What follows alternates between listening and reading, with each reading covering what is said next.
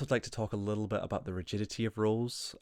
So again, my wonderful whiteboard behind me is very high tech that you can kind of peruse while you listen to me. But that rigidity, that rigid structure is so clearly defined, and I think you're also told mixed messages. If I'm honest, in these kind of working environments, in that kind of account management setting. So what I mean by that is if you are an account executive, you are the most junior member of the team. As I say, you kind of are responsible for a lot of the admin and producing of materials.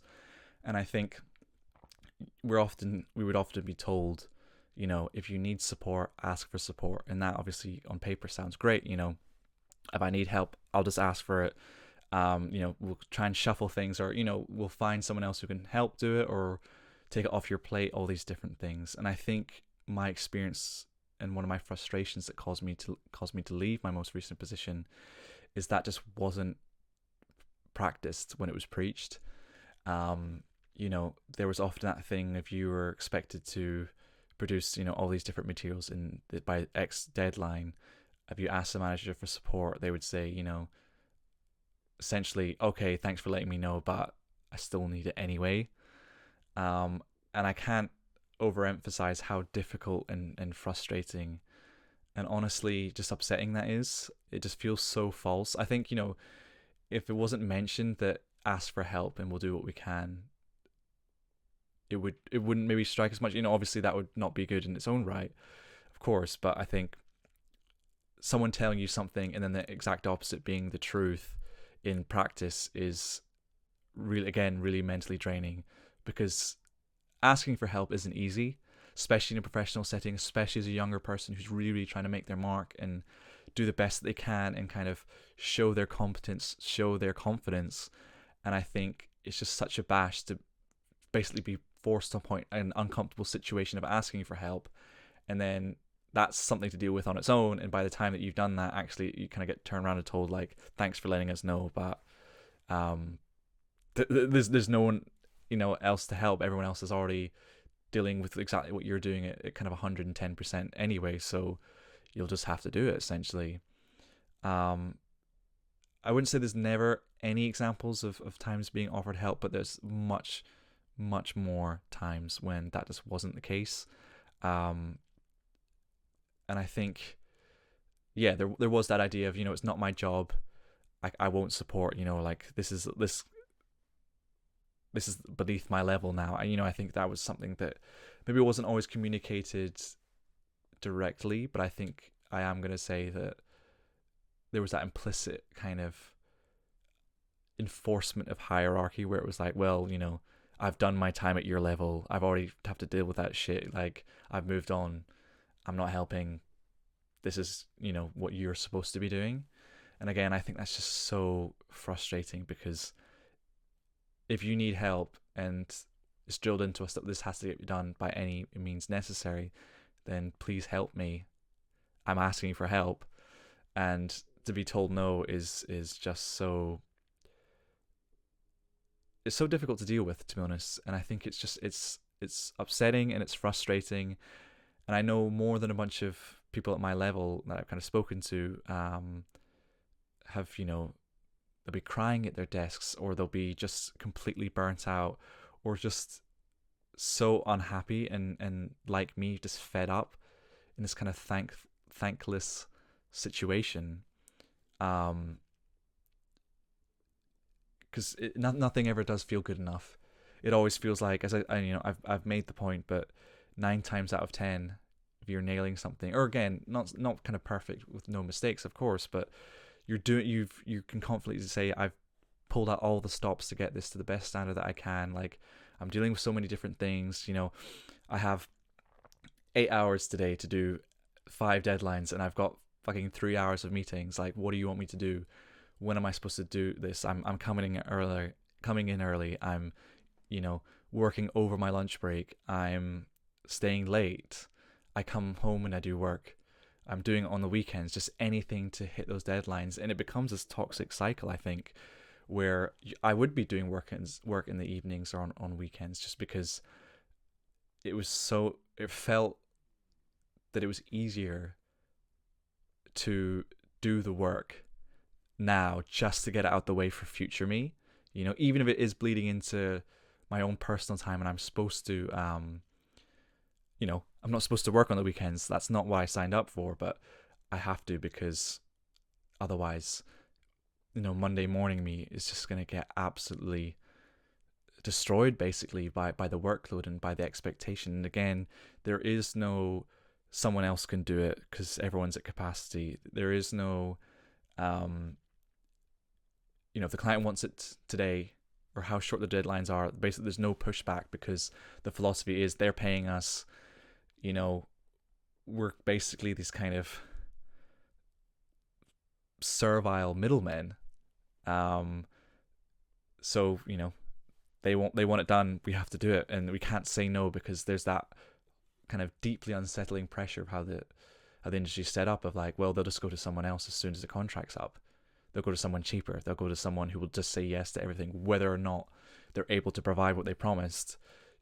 That's kind of what pitches are. It's like, we'll do the best that we can. No, sorry. That's what pitches are. They are very much a case of, we'll do everything that you want us to do in the coolest, best way with the money that you have. And then the next step from that pitch thing, once, if you win it, is, shit, how are we actually going to implement any of this stuff? And that kind of gets passed on to you. And I think that's another thing that I found quite frustrating is, as a kind of junior member of the team, there was always that hope or that desire to strengthen other skills, things like pitching, things like strategy, things like ideation. I want to get to the next level. I want to be able to do what you do, and I want to come up with the ideas when they're being come up with. And I think what I mean by that, to clarify a little bit better, is that as an account executive and to a degree a manager as well, you wouldn't be involved in the kind of pitch process or ideas. So basically, the directors and above, the kind of senior people, they will come up with the ideas, they'll pitch them to client, they'll meet the clients, they'll get a vibe for the brand, they'll have those conversations, those behind closed doors, and they'll decide how many hours XYZ will take of your time, kind of down the line when you're actually kind of implementing all these things. And what often happens is you have no context. You kind of sent what's called a deck, or it's basically the PowerPoint, with the kind of background. Here's what we pitched. Here's our ideas. Here's what we're getting paid, and here's the amount of hours and stuff that you'll be doing, and this is what we need to implement.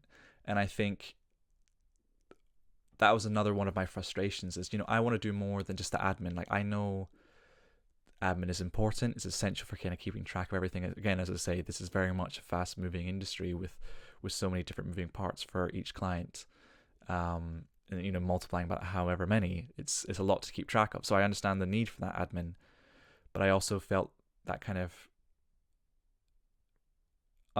unsettled by the fact that I am not involved in these conversations. I don't know what has been promised or how to deliver that, and I feel like it was just not always well communicated as well. Again, there would be times where someone would link you one of these decks from a pitch and be like, read that, we start tomorrow, that kind of thing. And there would be some explanations you could ask, but again, everyone was just so busy and everyone was so stressed out that I feel like you just never got that time to really marinate in ideas. Like, if you wanted to read that deck, by the way, you're reading that on your own time. Like, you don't have time during the day because there's the other deadlines from the other accounts if you get put on something new. Like, you don't have that space. Like, you're expected to learn all these things essentially, in your own time, as I say, by yourself. You can ask some questions, but no one's going to take you, or not usually, through the whole thing, because these can be over 100 slides. They're kind of monster PowerPoints. And again, it might feel like a bit more of a niche criticism, but I think it's very fair to say that I need that context if I'm going to understand not only the work that I'm doing, but in future, how am I supposed to grow if I'm not involved in these conversations? I just feel like it feels a little bit disrespectful, is how I would say it, because it's like, oh, you're junior, you don't need to think, you just need to do it, like, you just need to implement our ideas.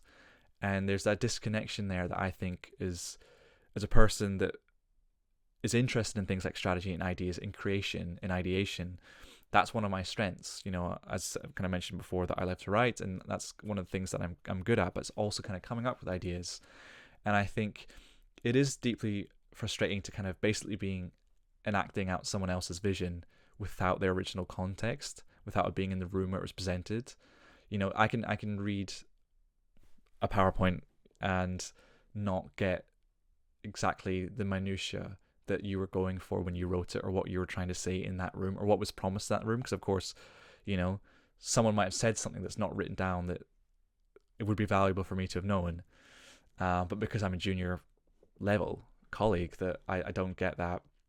I don't get that respect or that dignity to be involved in these conversations, and I don't get those skills to grow to be able to do it myself, because I don't know the best way to pitch things. I don't know the best ways to implement ideas or to come up with ideas that will win pitches. But if I'm not involved in those conversations, and I'm not given those tools or those trainings, I'm not sure how I would, be able to do that. And I think, again, it was just that idea of you just kind of get what you're given to do. You get given, your list, your tasks to do for the day or the week or whatever, and you just do them as efficiently as possible. And that was kind of it. And that might sound fine, obviously, beyond the kind of issue with how many kind of things there are to do that we talked about before, is just you felt so disconnected. Like, I'm just ticking stuff off a list that someone else has told me to do. And I might have ideas about, I actually don't think this is necessarily going to be worth it for us or the client, or, maybe we could do this in a different way. And you just don't feel valued. As certainly as a junior colleague with the ability to have those ideas, it's just someone might have an idea and be like, what do you think about this? Every so often, but it's still someone else's idea. It's never you kind of being involved in that process as an equal, is what I would say. There's not a feeling of equality. I mean, I showed you that kind of diagram that you can see, and it is very much, the arrow tells the true story. It is a descending hierarchy. It's my voice is the most important at the top, then the middle, and then the bottom, and you're kind of just funneled basically all the shit with none of the context or even the credit that the kind of more senior colleagues get. And I think, again, that just kind of adds to the frustration if I'm doing all these different things that someone else has decided is the best way to do things. And I might not even agree with their approach, but that's just, I don't have the time, or I think the respect to voice those concerns or adjustments to the kind of what we're doing. Because again, you're doing at my level as a kind of junior colleague most of the work day to day, and it seems insane to me that you're not involved in those conversations, because you will know what works and what doesn't, because you're the one doing it. And so often the case, there's not even that, doesn't even occur, I think, sometimes, to be honest, to more senior colleagues, that's even possible, or that there's any, like, that junior colleagues should be involved in these conversations. Like, what are you talking about? They just do what they're told. They just do the admin. They just do the day-to-day stuff. And I do find that deeply, deeply frustrating, to be honest. But I suppose, where do I want to go with this? What am I trying to tell you? I've told you a lot about the industry and my concerns, and I've rambled on for long enough now. But I just want to talk about the fact that I think my experience working here, as I say, for 3 years in this role, is just to say to you, advocate for yourself. What I mean by that is, it's a very difficult decision to leave an industry, especially when you're so new in a job where there isn't, necessarily a direct, obvious reason to leave. But I think when you felt the way that I felt, when you have that kind of deep, prolonged sense of weariness and of uncomfortableness of how you're being treated and how things are being run, and just the weight and the pressure of it day in, day out, and that feeling of, I just can't escape from this. As I say, you're doing deadlines out of hours, you're thinking about it as well out of hours, which just uses so much mental energy and means that you're even more tired for the next time you actually are in work, because all you've done is think about and worried about it, and you lose sleep over it, and it's just kind of grinding you down, to be honest. What I would say is, advocate for yourself. If you feel like this isn't the right position for you, I think, I wish I had a nicer kind of answer for you, but I would say, it might take time. It certainly did for me. I stayed longer than I should have because I was afraid to leave. I didn't want to leave because, I thought for the longest time that things could change, or that I would be maybe recognized for the work that I'm doing and different things like that. And that just wasn't the case. Um, Weigh up your options as much as you can. Speak to people if you have kind of confidence that you kind of trust at work, and people that you think will kind of genuinely give you a good opinion. I did have a few at my work who were very, very kind. People, definitely friends at my level who can kind of vent to and kind of discuss these things with, but even kind of more senior colleagues who were aware of what was going on. I had some really good conversations with them. So I don't want to talk like, no one was aware of it, but I know this is across the industry, not just where I worked, but very much far and wide. And I guess my point, yeah, it would just be to say, advocate for yourself. If you think that change can come from within, speak to people, obviously protect yourself. What I mean by that is, be as respectful as possible to people. People, even if they are stressed and they're kind of maybe not giving you the time of day, they still deserve to be treated with respect. So do you. But if someone's not treating you with respect, I think it is worth asking that question of, how long can this go on for? And I just noticed myself that my quality of life outside of work was really, really going downhill. My mental health, my relationships with other people, just how much energy I had to do anything creative as well. My hobbies and stuff suffered from it. My sleep suffered from it. My relationships, family and friends suffered from it, because all I would do is just be tired or angry from work. And it just isn't fair to yourself to stay into an environment if you don't think it's going to change. Certainly not. If you think that it might do, if you ask these questions and you have these conversations slowly and gently and as respectfully as possible, then that's great. I think that's something that you could definitely explore. I didn't feel like, personally in my work, that we were unfortunately able to have those conversations. It was just, yeah, it was something a lot of people were aware of, but I don't think anyone really knew how to address. And again, everyone's so busy and mentally busy that I feel like there's not even that kind of space to have those conversations, because there's just no time.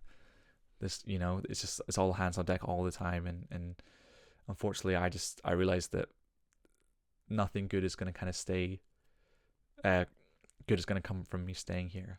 So unfortunately, I made a decision to leave, and I'm currently dealing with the aftermath of that, just trying to kind of readjust and realign myself and kind of reorientate after basically 3 years of non-stop grinding. There were definitely good moments. We had nice summer trips, summer away days or kind of Christmas parties and stuff. There was that stuff, but it is small glimmers of, I guess, reprieve. I was going to say enjoyment, but it's just, all it is like, I look forward to the Christmas party mostly because it was a day off work, as opposed to like, enjoying the actual event, because I knew what was waiting for me, a couple of days after or whenever it was, when we were back to work. So I think, yeah, if you can stay and you think things can change, do it in the most respectful way possible. Treat people with care and dignity. They deserve it, even if you don't feel like they're giving that back to you. An eye for an eye makes the whole world blind. If you can be kind, if you can find it within yourself to be respectful, that is honestly an amazing thing. And I think that shouldn't be taken for granted or undervalued. It's hard to be nice to someone who isn't nice to you, but it is, I think, the right thing to do. But also kind of weigh up your options and see, like, there are other opportunities out there for you. If you feel like things aren't going to change and you feel yourself, like I did, just getting ground down by the weight of it all, then I think, just understand that if you are able to leave or to look for something different, you do deserve to have that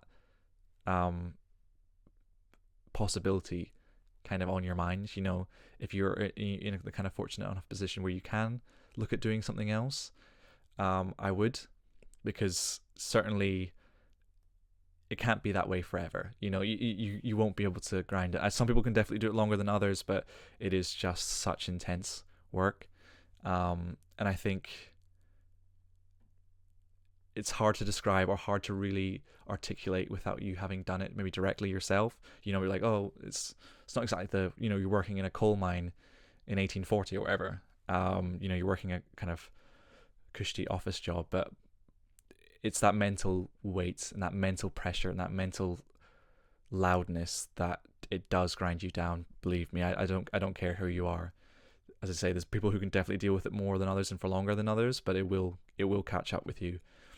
And if you're like me and you're kind of more early on in your career and you kind of maybe have that ability to reorientate, I would strongly advise it, because I already feel better for having left, and I'm not someone who wanted to be in that position where I've left a job to kind of take time off to really just recover and kind of reorientate myself. I'm someone who is more of a cautious person and more of a planner. I want to have something lined up before I go anywhere and kind of all my ducks in a row before I do something. But sometimes you do have to accept you've had enough and now is the time to go. And I think don't write yourself off as someone who isn't incapable of making a big kind of ambitious change like that, because you can. I know you can.